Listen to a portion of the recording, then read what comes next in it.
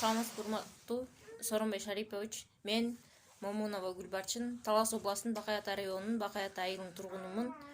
Элет көйгөй коомдук бирикмесинин төрайымы Мукамбетова Марипа эже баштаган иш аракеттерин колдойбуз. Ар бир балага 5000 сомдон жөлөк пул чыгарып берүүңүздү талап кылабыз.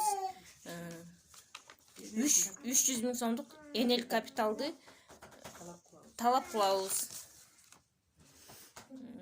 Бизде жумуш орну жок. Жумуш орну болгондо дагы 2-3 миң сомдук лишний акча алып койсок, пособиябызды кыскартып салат, бербей коет. Иштебей үйдө отурган учурда эле алабыз биз.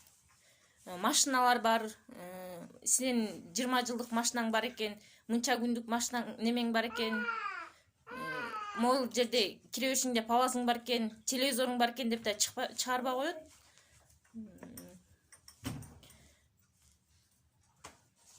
Чолпон Жакыповнан элге тегерек столду ачык кылабыз деп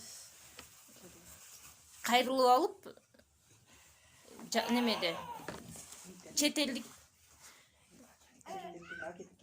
агенттер менен биргелешип элди карапайым элди каралады.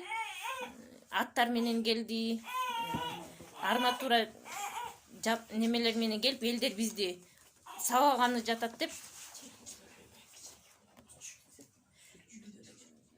элди карапайым элди каралады.